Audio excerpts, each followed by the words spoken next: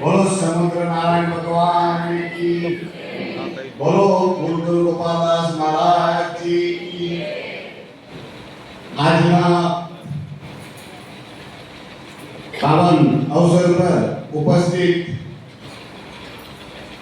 परम पूज्य व्यासपीठ पर विराजमान कथावाचक महाराज श्री रविराम जी, परम आदरणीय संत शिरोमणि मासी समाज का गुरु पूज्य गोपालदास जी महाराज जी, मासी समाज का माननीय प्रमुख श्री तेज भारतीय जनता पार्टी दमण दीव प्रमुख श्री महेश भाई आगेलिया जी, नगर पालिका अध्यक्ष दीपिका बेन जी, तेज समाज आगेवानों, उपस्थित मेहमानों, मारा वाला वडीलों, माताओं, बहनों અને મારા પ્રાણપ્રિય યુવાન મિત્રો,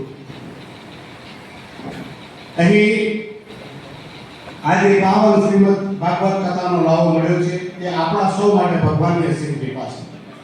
ભગવાન સત્યનારાયણજીના સાનિધ્યમાં અને આપણા માસી સમાજના ગાદીપતિ પૂજ્ય ગુરુ મહારાજજીની છત્રછાયામાં આજે આપણને આ ભાગવત કથાનું શ્રવણ કરવાનો મોકો મળી રહ્યો છે. એ બદલ આપણે સૌએ ભગવાનનો આભાર માનવો જોઈએ. આજે આ પાવન પર્વત કથામાં લાભો મળ્યો મને પણ તે બદલ હું ભગવાનનો અને માસી સમાજનો આભાર વ્યક્ત કરું છું.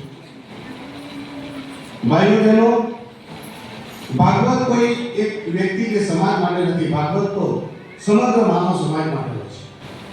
આજે હું પોતાની જાતને ભાગ્યશાળી એટલે પણ માનું છું કે ગુરુ મહારાજજીના સાનિધ્યમાં મને પણ એ પાવન અવસર મળી રહ્યો છે.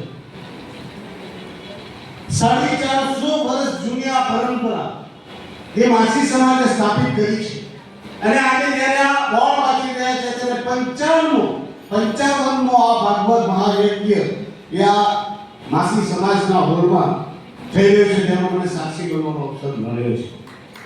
અમે મહેશભાઈ જોડે બેઠા હતા ત્યારે આ મને ચર્ચા કરતા હતા કે મહેશભાઈ મને આ જ કહેતા હતા કે જો મહેશભાઈ આ માસી સમાજમાં કેટલી સરસ એકતા છે, કેટલા બહેનો પ્રેમથી આ બધો લાવો લઈ રહ્યા છે અને સમાજમાં કેટલી એકતા છે.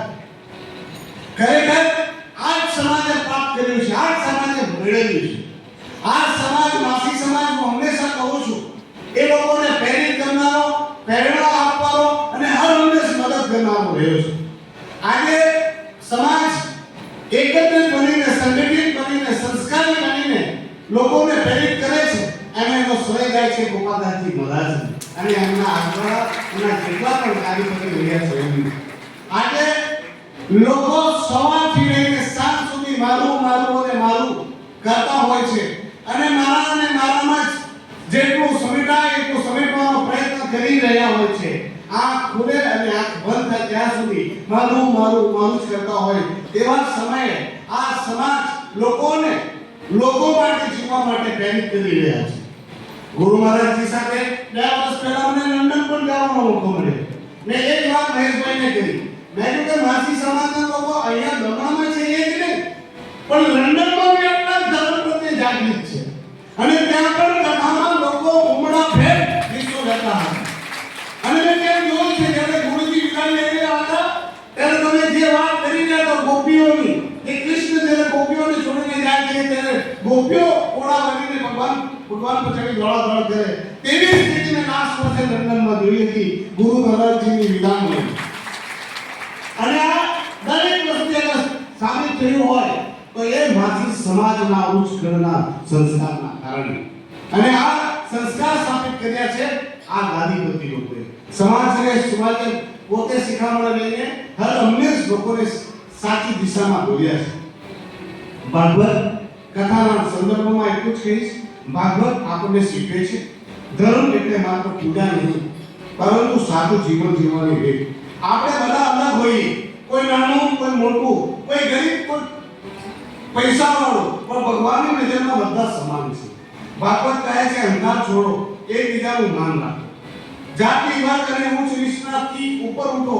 જ્યારે સમાજ એક થાય છે ત્યારે સંસ્કારી બને છે અને મજબૂત બને છે. એ માસી સમાજે હંમેશા બધાને શીખવ્યું છે.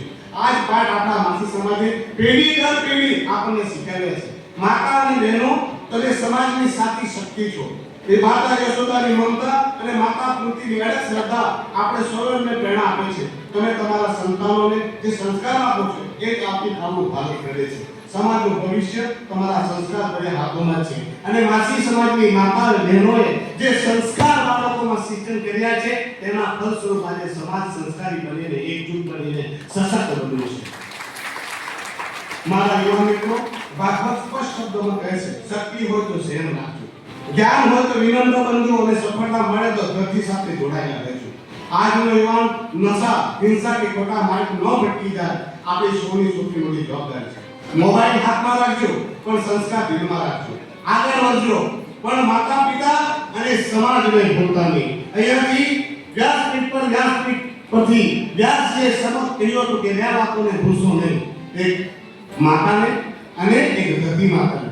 પણ હું કહીશ કે માતા સાથે પિતાને પણ ધ્યાન યાદ રાખજો અને સાથે સાથે સમાજને પણ તેટલું જ માન અને મહત્વ આપજો. કારણ કે સમાજ છે તો આપણે છીએ અને સમાજ ન હોય તો કોઈ અસ્તિત્વ રહેતું નથી. ભાગવત આપણને ઘર એ સાચું મંદિર છે શીખે છે. જો ઘરમાં પ્રેમ, માફી અને સમજદારી હશે તો આ સમાજ આપોઆપ સુંદર બનશે. થોડું સહન કરીએ, થોડું સમજીએ અને થોડું છોડતા શીખીએ એ સાચી ભક્તિ. અંતમાં હું એટલું જ કહી કે આ પાવન વ્યાસપીઠ સમક્ષ હું ભગવાન શ્રી કૃષ્ણને એટલી પ્રાર્થના કરું છું કે આપણા સમાજમાં સદા એકતા રહે. આપણા સમાજમાં અને આપણે દમણમાં અને દીવમાં અને આખા ભારતમાં સદા લોકો હસતા રહે, ખુશ રહે અને ભગવાન સૌમાં વાસ કરતા રહે. દરેક ઘરમાં શાંતિ અને સુખ રહે, દરેક માતા બહેન સુરક્ષિત અને સન્માનિત રહે અને આપણા યુવાનો સંસ્કાર અને સંકલ્પ સાથે આગળ વધતા રહે. ભગવાન શ્રી કૃષ્ણ સૌ પર પોતાની કૃપા વરસાવે એવી ભાવભરી પ્રાર્થના સાથે હું મારી વાતને પૂર્ણ કરું છું. જય શ્રી કૃષ્ણ. આપ સૌને બોલાવો, માન સન્માન આપ્યું તે બદલ તમારો ખૂબ ખૂબ આભાર.